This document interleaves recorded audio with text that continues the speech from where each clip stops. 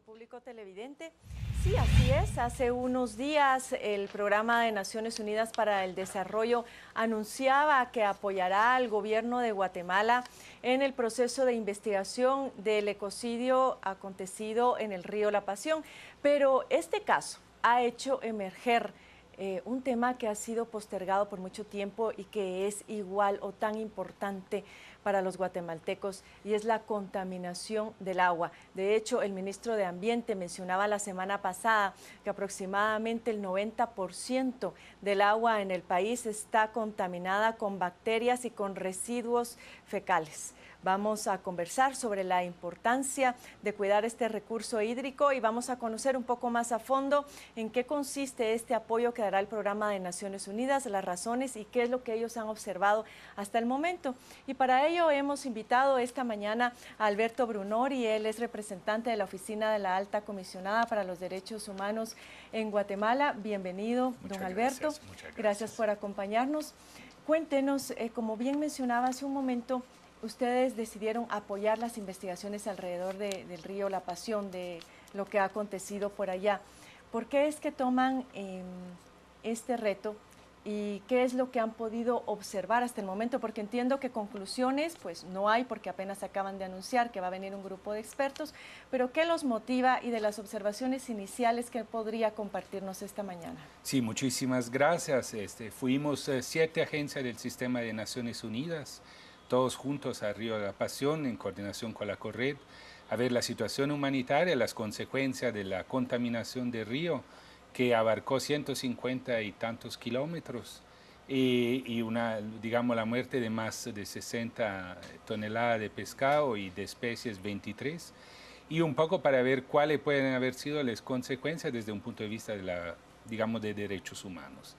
Y efectivamente notamos cómo ha habido, por lo menos no una catástrofe como pudiera haberse dado inmediatamente, pero a veces las consecuencias se ven más en el mediano y largo plazo. Sí hemos visto y detectado alergias dermatológicas, sí hemos notado que obviamente las comunidades han quedado afectadas, y entre 13.000 y 15.000 personas que viven del río, viven del agua del río y que ya no pueden utilizar el agua del río, y por ende recurren a pozos que muchas veces son contaminados. Entonces, un poco la función de todas las agencias de Naciones Unidas ha sido hacer un plan de contingencia para apoyar el Estado de Guatemala a paliar una crisis. Ahora estamos en eso de paliar la crisis, de ver cómo, digamos, se pueden desinfectar el agua, cómo se puede distribuir alimentos a las comunidades que lo necesiten, pero por otro lado hay que evitar que eso se vuelva a repetir. Entonces, una función también de denuncia, llamado a las autoridades para que investiguen, digamos, quién ocasionó la contaminación. ¿Pudieron constatar ustedes presencia estatal, algunas acciones por parte del Estado guatemalteco en estas áreas y estas comunidades que han sido afectadas? Porque, como usted bien mencionaba, en un principio pues se dio la noticia, hubo mucha alarma, pero los efectos de esta situación se van a seguir viendo en el mediano y largo plazo. Muchas de estas comunidades dependen de la pesca y no han podido nuevamente reintegrarse a esta actividad económica. Esto al parecer no se va a solucionar prontamente, con lo cual, aparte de la asistencia internacional que pudiera brindarse, se necesita sobre todo ese apoyo y ese acompañamiento por parte del Estado. ¿Están ustedes coordinando con algunas otras instituciones? Sí, el Sistema de Naciones Unidas está coordinando particularmente con la CORRED, quien tiene la coordinación de la ayuda humanitaria, y en ese sentido cada agencia está aportando en distribución de alimentos a la FAO, en tema de una evaluación de lo sucedido, una evaluación de la situación del agua de parte del PNUD, nosotros con el apoyo a defensores de derechos humanos, etc. El tema ahí es la parte preventiva que ha fallado, es decir, estudios de impacto ambiental que lamentablemente pareciera que no se respetan. No es el único caso. O no se realizan muchas veces. O no se realizan, o se realizan y no se respetan. En el caso específico hemos encontrado que, por ejemplo, mientras las plantas procesadoras de la empresa en cuestión tienen, posiblemente tienen estudio de impacto ambiental una, pero la otra no sabemos. En el caso de la plantación no contarían con ningún estudio de impacto ambiental y por ende, y tampoco tenían medidas de prevención y contingencia a la hora de pasar lo que pudo haber sucedido, es decir, una lluvia, una cantidad de lluvia exagerada que ha provocado el rebalse posiblemente ha provocado el rebalse. ¿Han tenido ustedes acercamiento en esta fase con la empresa? Lamentablemente no nos ha recibido, hemos enviado carta y hemos tenido conversación telefónica, pero no hemos podido tener acceso.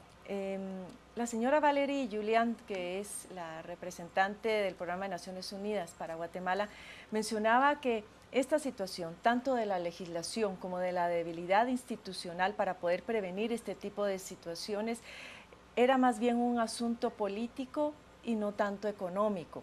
¿A qué se refiere?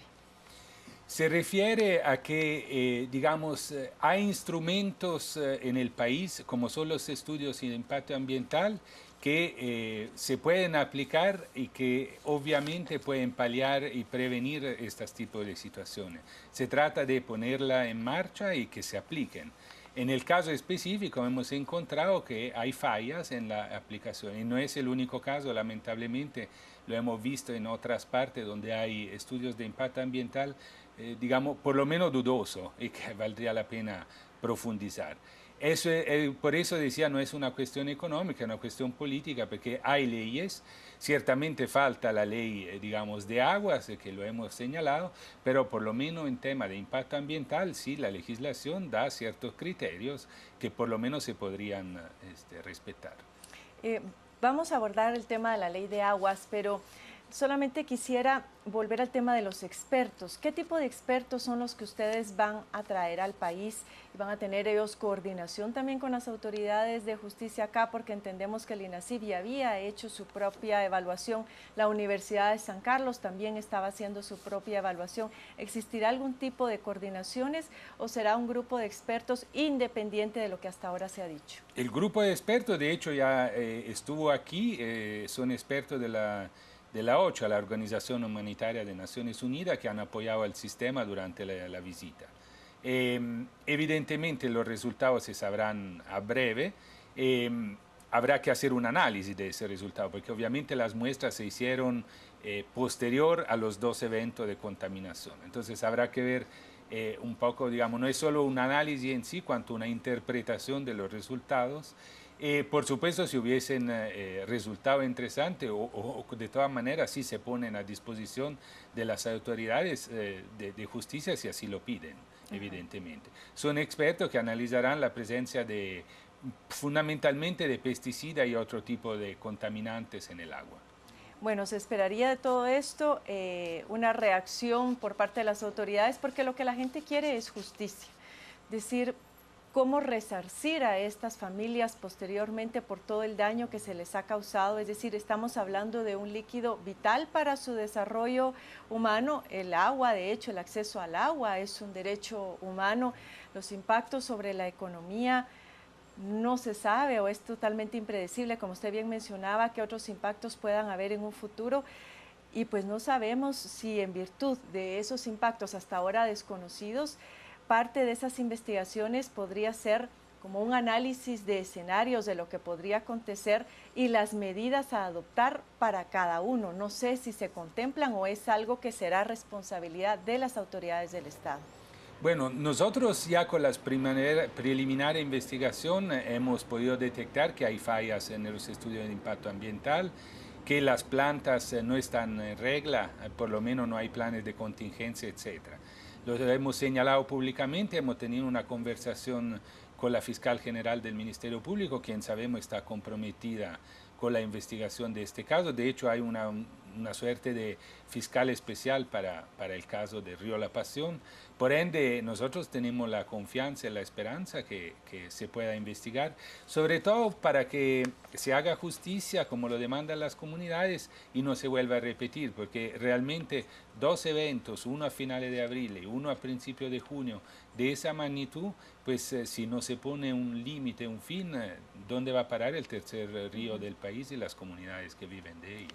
Y que son los que se conoce, señor Brunori, porque se sabe cabalmente de que las aguas residuales no suelen tener un tratamiento en los diferentes municipios por parte del país. Es algo oneroso, pero también ha habido mucho descuido en ello. Entonces, todas estas aguas residuales no tratadas van a dar a los lagos y a los ríos, y aun cuando nuestro código municipal establece algunas normativas en ese sentido, pareciera que las mismas no se cumplen. Pero el corazón del asunto, como usted bien mencionaba, es contar en el país con una ley de aguas. Ustedes de hecho ahora lo están mencionando reiteradamente, es algo sumamente importante, contemplado en la Constitución del 85, pero que por alguna razón esa ley no ha sido, pues yo creo que ni siquiera discutida en el Congreso de la República. ¿Ustedes van a apoyar la aprobación, la discusión, la reflexión en torno a esta legislación tan importante para los guatemaltecos? Desde luego, mire, desde justo en este mes se van a celebrar 5 años desde que la Asamblea General de Naciones Unidas proclamó el derecho al agua, con voto prácticamente unánime. En 2012 el Comité de Derechos Económicos Sociales también reiteró y describió un poco cuál es el derecho al agua. O sea, un agua debe ser accesible, debe haber una distribución que la Organización Mundial de la Salud calcula entre 50 y 100 litros diarios. En Europa, obviamente, y países como Estados Unidos, el nivel de uso y cantidad de agua es mucho superior.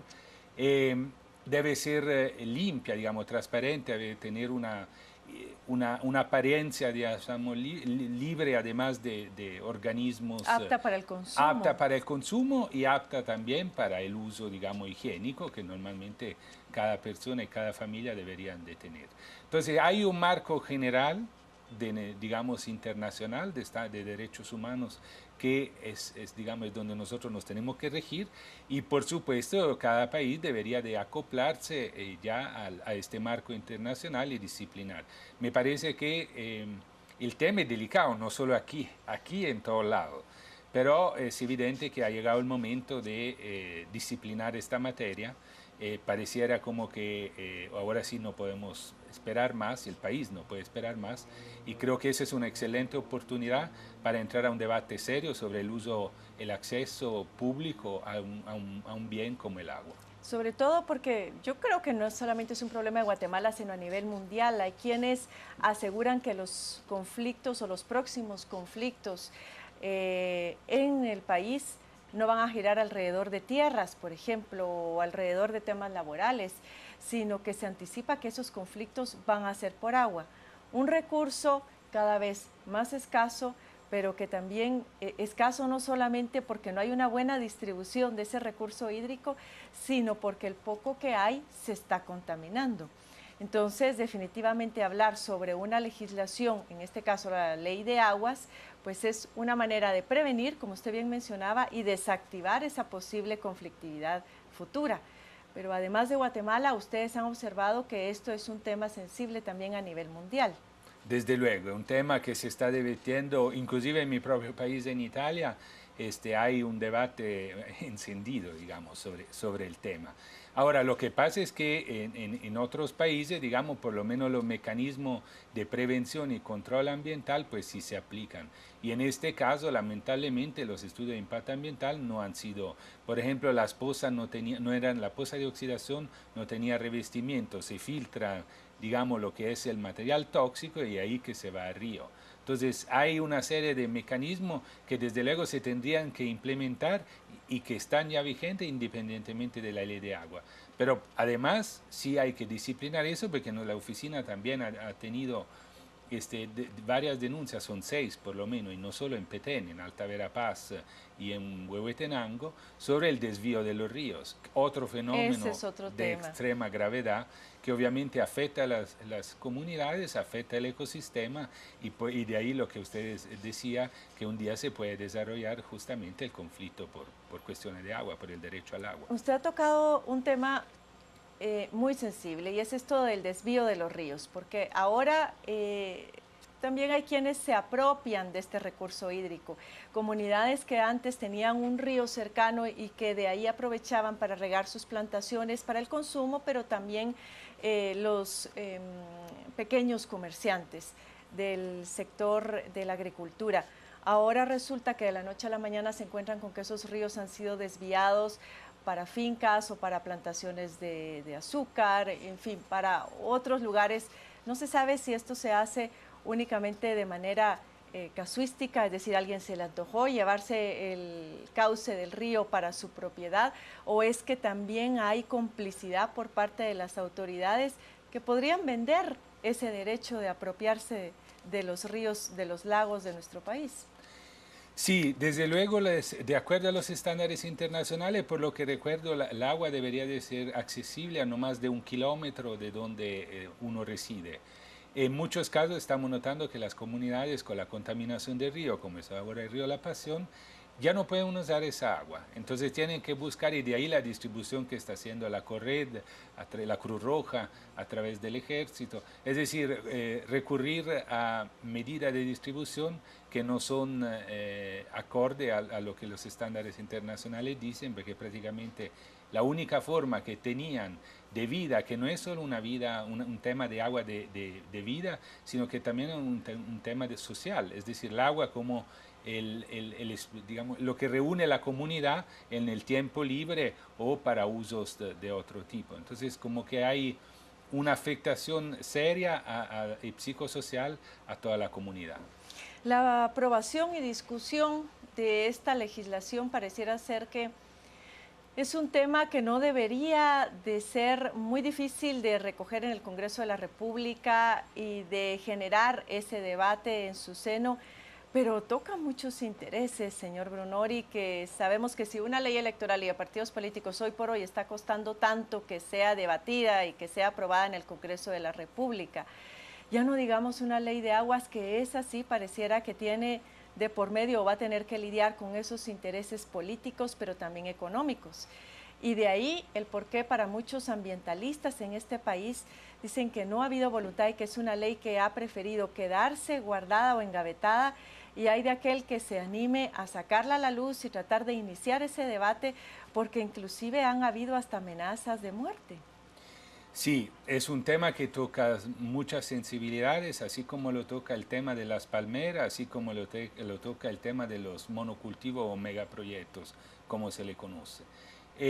Evidentemente sí es necesario un debate, yo creo que va más allá inclusive del Congreso, creo que debe ser un debate de la sociedad, un poco como se está dando en este momento a través de la plataforma y otras organizaciones, el tema de la ley electoral, es decir, debe haber una participación amplia, donde inclusive me permito decir que las comunidades indígenas deberían tener su voz y voto, porque realmente son los que en primera línea, digamos, viven de ese instrumento. Por supuesto, toda la ciudadanía, pero digamos, por lo que representa a las comunidades indígenas, digamos, el tema del agua y como elemento de mínimo de subsistencia.